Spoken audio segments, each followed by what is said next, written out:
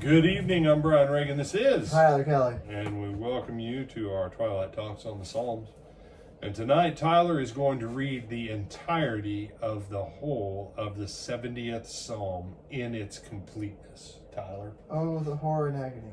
Make haste, O God, to deliver me. Make haste to help me, O Lord. Let them be ashamed and confounded who seek my life. Let them be turned back and confused who desire my hurt. Let them be turned back because of their shame, who say, Aha, aha. Let all those who seek you rejoice and be glad in you, and let those who love your salvation say continually, Let God be magnified. But I am poor and needy. Make haste to me, O God. You are my help and my deliverer. O Lord, do not delay. All right. So, again, the psalmist is wanting to be delivered from his enemies. He's looking to the Lord for help. And some people have, I got you. You're mine. I'm going to destroy you, Tyler. Tyler just says, Lord, turn that back on his head. That's essentially what David is saying here. Keeps the hot coals. Yeah.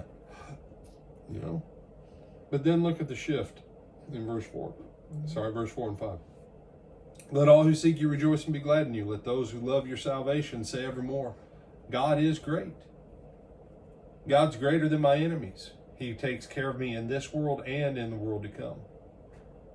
I'm good to go for now and eternity. So God is great. Because I am poor and needy. Hasten to me, O God. You are my help and my deliverer. O Lord, do not delay. You say, that doesn't sound like it. Sure, that's faith. Hey,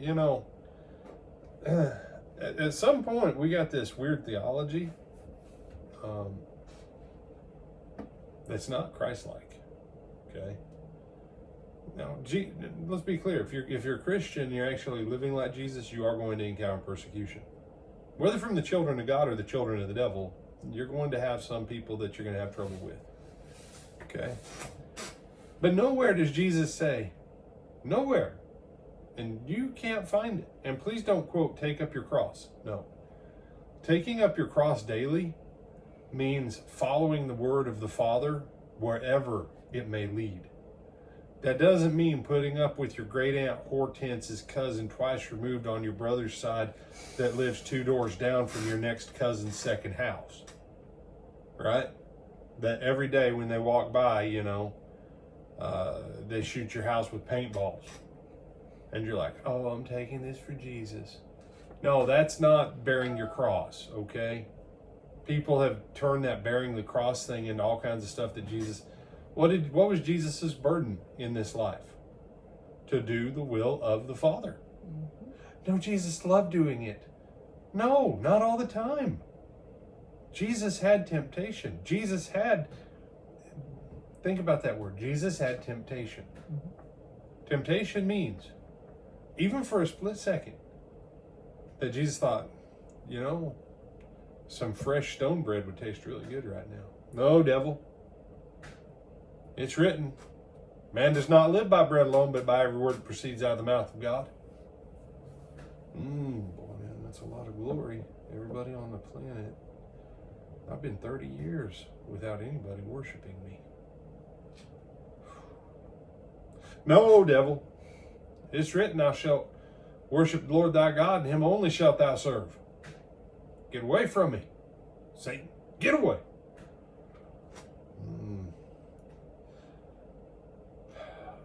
If I just put on a really good show right now, the whole crowd would be amazed. They'd be like, whoa, who's this Messiah-looking guy? He's got a fancy robe. He's got curly, long brown hair. And he jumped off the top. And he's jumping off the pinnacle of the temple. And he's smiling and pointing his fingers at everybody. He's got to be the Messiah. Yeah, I could do that. Man, it would sure be the cross. No. It is written, thou shalt not test or tempt the Lord thy God. You see, Jesus was tempted. He may not have been tempted the way you said. No, he may not have been. I don't know. Thank God didn't tell us exactly what flashed through Jesus' mind. Otherwise, we'd have to listen to 28 million sermons on that. But Jesus answered us with 3 things. In a moment of temptation, he relied on the word of his Father. In a moment of temptation, And when the time came, last night, Jesus goes to his Father, prays for an hour.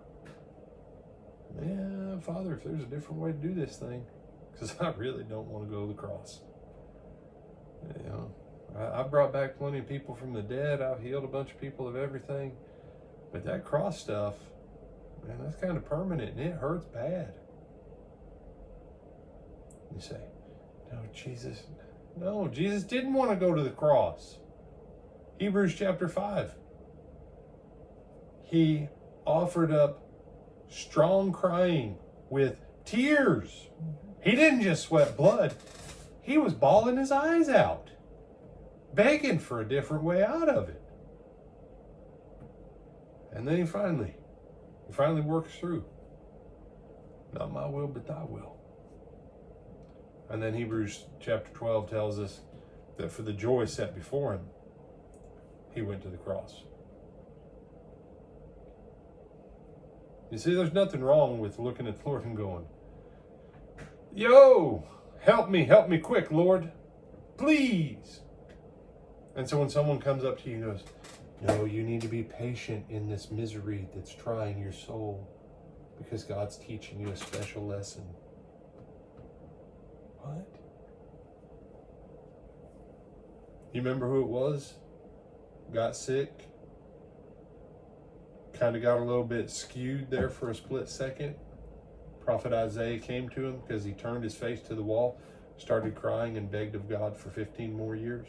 That'd be Hezekiah, wouldn't it? That'd be Hezekiah. Isaiah came back to him and he said, suffer with it for another 5 years and then the Lord will let you know after he likes your attitude if he'll give you 15 more. You say, no, that ain't what happened. That's for the point.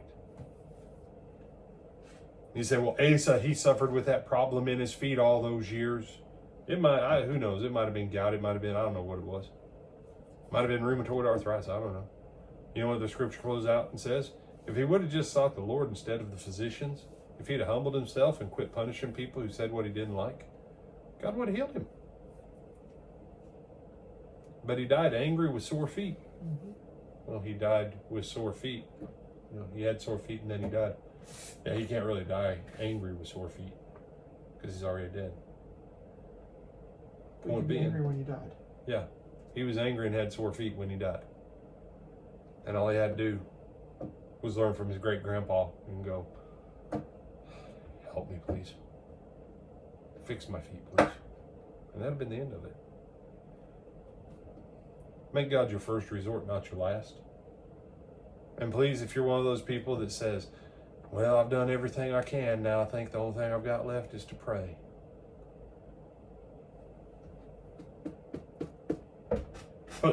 Put Psalm 70 up on your board in big letters.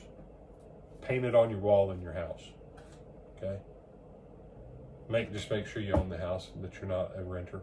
Okay? Anything you want to throw on this one, my brother? No, sir. You sure? Yes, sir. Positive? Yes, sir. All right, then tell them good night. Good night.